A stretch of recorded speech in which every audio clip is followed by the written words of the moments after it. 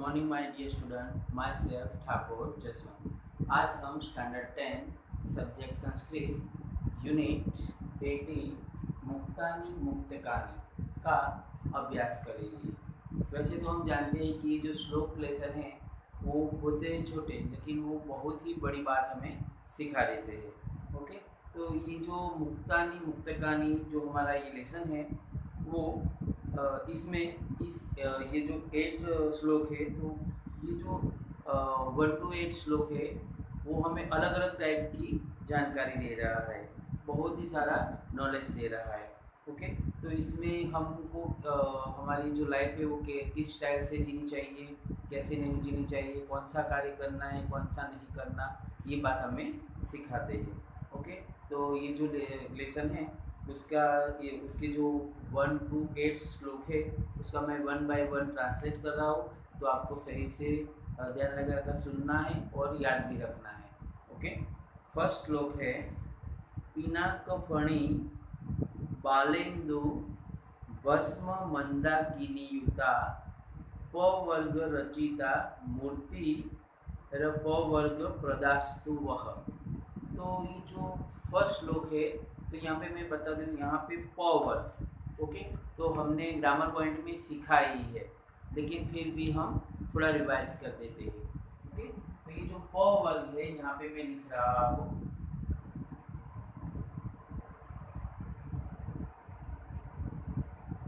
तो प वर्ग में कौन से अक्षर आते हैं, तो कितने वर्ग है, आपने आई थिंक स्टैंडर्ड 8 में भी वर्ण परिचय सीखा होगा, तो उसमें ये जो वर्ण है वो आते हैं, मीन्स क, च, ट, त और प। ओके, तो ये जो 5 वर्ग है उसमें यहाँ पे प वर्ग है, तो प में कितने अक्षर आते हैं ये मैं लिख रहा हूँ वर्ड पर, वो आपको ध्यान रखना है।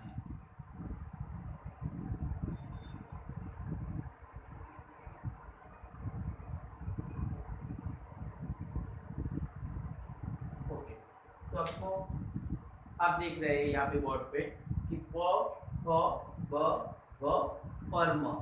तो यहाँ पे एक बात ये भी मैं कहना चाहूँगा कि जो प वर्ड है उसके जो सारे अक्षर है वो बाइलिंग। ओके, मीन्स ये जो हमारे जो ओठ है, पोस्ट है, वो उससे हमारे जो होठ है उससे बोले जाते हैं। अगर हम ये जो प बोलने में ये 2 होठ का उपयोग नहीं करेंगे, हमारे लिप्स का उपयोग नहीं करेंगे, तो ये वर्ड्स हम बोल ही नहीं पाएंगे। ओके, तो ये जो श्लोक है ये प वर्ग का बहुत ही महत्व हमको बता रहा है, इसीलिए यहाँ पे प वर्ग दिया गया है। ओके, तो इसका जो ये जो श्लोक है उसका मैं अन्वय करके उसके बाद उसका ट्रांसलेट कर रहा हूँ। पिनाक मीन्स धनुष्य, जो बाण जो कहते हैं वो। फिर फणी, फणी मीन्स सांप, मीन्स स्नेक। बालेन्दु मीन्स चंद्र की रेखा, जो रेखा आकार में जो मून होता है वो आपने बीच का जो दूज होती है उसका चांद देखा होगा, कैसा होता है, ऐसी पतली रीति के समान चांद होता है। ओके, उसी प्रकार का यहाँ पे बालेन्दु मीन्स मून। ओके, फणी मीन्स स्नेक, तो यहाँ पे उसकी बात की है। फिर यहाँ पे है भस्म, तो जो भस्म होती है वो, और फिर है मंदाकिनी। ओके, तो मंदाकिनी मीन्स गंगा। तो आप देख रहे हैं कि जो प वर्ग है उससे ही वो 5 वर्ड्स बन रहे हैं। ओके, प से कौन सा वर्ड है, पिना, फिर भ से फणी, ब से बालेन्दु, व से भस्म और म से मंदाकिनी। तो ये जो 5 वर्ड है वो प वर्ग है और उससे साथ जुड़ा एक नाम है। ओके, तो हम देखते हैं कि पिनाक मीन्स धनुष्य, सांप, चंद्ररेखा, भस्म और मंदाकिनी मीन्स गंगा से जो युक्त है, ऐसी प वर्ग से बनी हुई जो भगवान शिव की जो मूर्ति है वो आप सभी को मोक्ष देने वाली हो, मीन्स जो मूर्ति प वर्ग प्रदास्तु वह। ओके, तो वो आपको मोक्ष देने वाली हो, ऐसा इस श्लोक में हमें कहा गया है। तो आप देखिए की जो मूर्ति है वो प वर्ग से रचित है। मीन जो शिव है वो पूरे ही प वर्ग से बनने हैं। ओके, शिव के पास यहाँ पे धनुष, हम जानते हैं कि शिव का जो धनुष था वो किसने तोड़ा था, तो श्री राम ने तोड़ा था।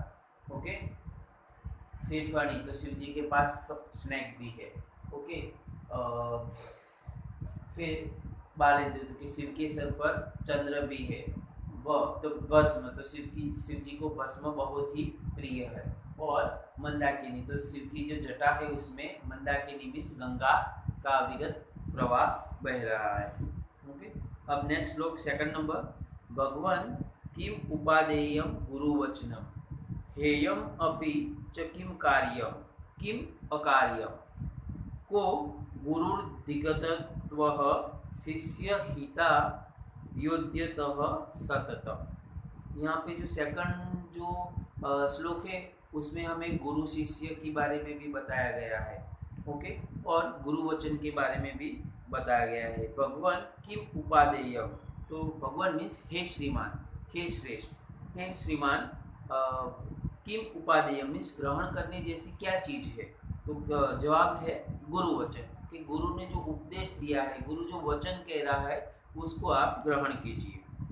हेयम अपि च किम अकार्यम, हेयम मीन्स त्याग करना, लेफ्ट। ओके, तो त्यजने जैसी कौन सी चीज है, तो क्या है, अकार्यम, नहीं करने वाला कर्म, जो हमें मनाई है वैसे कार्य न करने की बात की है वहाँ यहाँ पे।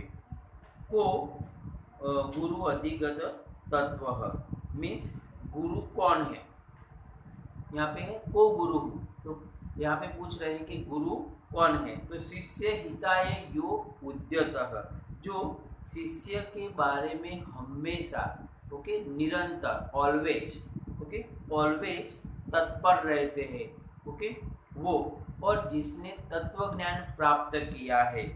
अधिगत तत्व, अधिगत मीन्स प्राप्त करना, तत्व मीन्स तत्व ज्ञान। ओके, तो गुरु कौन है यहाँ पे, तो यहाँ पे बताया गया है कि जो शिष्य के बारे में हमेशा सोचता है और कुछ भी करने के लिए तत्पर रहता है, और जिसने तत्व ज्ञान प्राप्ति किया है वो गुरु है।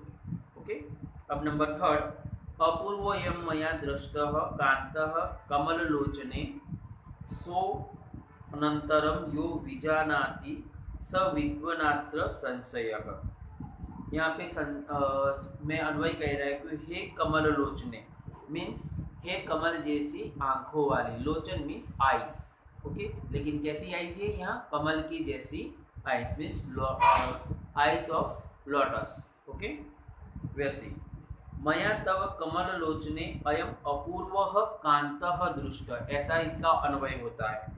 तो मैंने तुम्हारे अपूर्व, ऐसा ये जो प्रियजन है वो मैंने देखा है। कौन सा, तो यह स अंतरः विजानाति, तो जो तीन स के बीच का जो अंतर मीन्स वेद का जानता है वो, तो वो कौन है, तो स अत्र विद्वानः इति न संशयः, तो वो है अशोक है। अशोक मीन्स जो दुखी नहीं होता, वो जो जानता है उसमें कोई शंका नहीं है। Okay, number 4। शस्त्रम न खलु कृतवान, सॉरी, शस्त्रम न खलु कर्तव्यम इति पित्रा नियोजितः तदेव शस्त्रम कृतवान पितुः आज्ञा न लंघिता। यहाँ पे जो पिता की आज्ञा है उसका उल्लंघन भी नहीं करता और पिता की आज्ञा उसने मान ली। मीन्स यहाँ पे क्या कहा है कि पिताजी ने कहा कि कभी भी शस्त्र उठाना नहीं, तो उसने उसी को ही शस्त्र बना दिया और फिर उसके इस तरह उसकी पिता की जो आज्ञा है उसका पालन भी हो गया है। तो यहाँ पे क्या कहा है कि शस्त्र उठाने का नहीं है, किसी को मारने का नहीं, ऐसी पिता ने पुत्र को शिक्षा दी थी। ओके, तो उसने उसको ही शस्त्र बना दिया, मीन्स नरणी बना दी, मीन्स नखलू। यहाँ पे आप देख रहे हैं नखलू मीन्स नेल कटर। ओके, तो उसने न खलू, यहाँ पे दो वर्ड्स है। ओके, तो न खलू यानी मीन्स रियल में नहीं, ऐसी यहाँ पे बात कही है। और पिता की आज्ञा का उल्लंघन भी उसने नहीं किया। नंबर 5 श्लोक है वृक्षस्याग्रे फलम दृष्टम फलाग्रे वृक्ष एव च अकारादि सकारांतम यो जानीति स पंडित। तो यहाँ पे जो श्लोक है वो एक पजल टाइप का है। यहाँ पे जो क्वेश्चन किए गए हैं उसमें ही उसका आंसर भी छिपा होता है। ओके, तो ये है वृक्षास्यग्रे फलम दृष्टम मीन्स वृक्ष के आगे फल दिखाई दे रहा है, और फलाग्रे वृक्ष एवच और फल के आगे वृक्ष भी दिखाई दे रहा है। ओके, अकारादि सकारांतम मीन्स जिसके आरंभ में अकार है, यानी कि ये जो वर्ड्स है वो अ से शुरू होता है और किससे अंत होता है, स। सकारांतम मीन्स स से उसका अंत है। जो जानता है वो पंडित है। तो ये कौन सा फल है जो अ से शुरू होता है और स से खत्म होता है, अनानास। ओके, याद रखना है आपको। नंबर 6 श्लोक है यथा नैति कैलासम नगम गान सरस्वती तथा नैति कैलासम न गंगा न सरस्वती। तो ये जो श्लोक है उसमें क्या है कि जिस तरह गान रूपी सरस्वती कैलाश पर्वत पर हमें ले जा सकती है, गान रूपी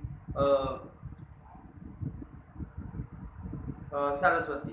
तो किस तरह, तो जैसे कि कोई सॉन्ग गा रहा है तो हमें उसमें सॉन्ग गाते गाते बता रहा है कि यहाँ पे शंकर भगवान है वो कैलाश में गए और उनके सिर पर उनकी जटा में गंगा जी आ गई, फिर वो पृथ्वी पर गई। तो जैसे जैसे वो वर्ड बोलते हैं वो हमारे माइंड में पिक्चर में फिट होते हैं। हम गंगा कभी गए हुए थे हरिद्वार, तो हम वो गंगा का चित्र हमारे माइंड में फिट होता है। कैलाश पर्वत, अगर हम हिमालय गए हैं तो ये जो माउंट एवरेस्ट है वो भी कहीं भी पिक्चर देखे तो वो भी याद आते हैं। तो इसी तरह हम कैलाश पर भी चढ़ सकते हैं। लेकिन यहाँ पे दूसरी लाइन में क्या कहा है, तथा नयति कैलासम न गंगा न सरस्वती। तो उसी प्रकार कैलाश पर्वत गंगा या सरस्वती पर ले जा सकता नहीं है। तो क्या कैलाश पर्वत हमें गंगा या सरस्वती नदी में ले जा सकता है, तो वो इम्पॉसिबल है। ओके, वो पॉसिबल ही